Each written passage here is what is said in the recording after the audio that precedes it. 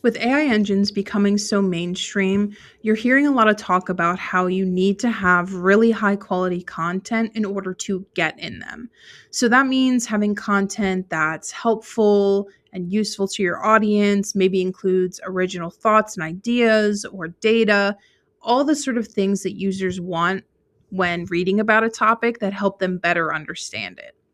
So that's a huge focus right now with trying to get in AI engines. But there's also another side to that that you really have to consider, which is content debt. If you haven't heard of content debt before, it's basically the pages on your website that are poorly structured or don't really answer user intent or are just generally not helpful to your audience.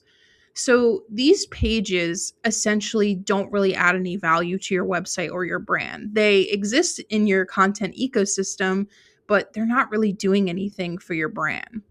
So now that we're really focusing on high quality content and trying to make content that gets in AI engines, you may be thinking, well, what is the impact of me having content debt? Having debt on your website, it's not going to do anything, but it is missed opportunities for you to get cited in LLM. So having unstructured, poorly structured, outdated content means you risk losing visibility in AI engines. So it kind of makes it a little bit pointless to have that content on your website because if it's not getting cited in AI engines, if it's not ranking well in Google, it's not really doing anything for your website. So, what can you do with your content debt if you have a lot of these pages that aren't performing really well and aren't really driving traffic for your business? Realistically, the best thing to do is try to optimize them so that they can perform better in all search engines. So, you kind of have to think of it as like a credit card or a car loan. You want to pay it down to the point where you're at zero. So, with your content debt, it's kind of a similar vein where you want to optimize every page until you're down to, almost no pages that need updated or optimizations.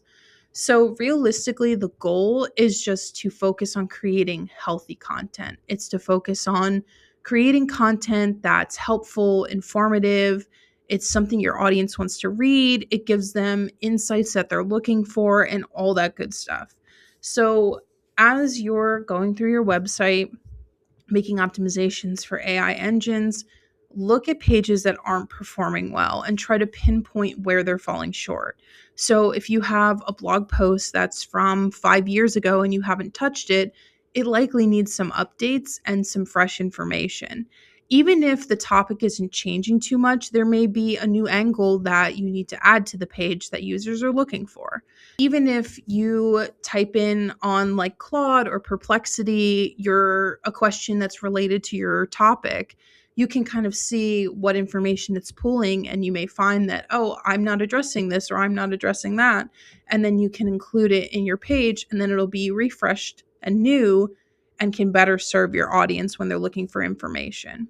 So, if you want to combat content debt, you really need to focus on optimizing your pages so that they're fresh and provide the most helpful, recent, and useful information to your audience.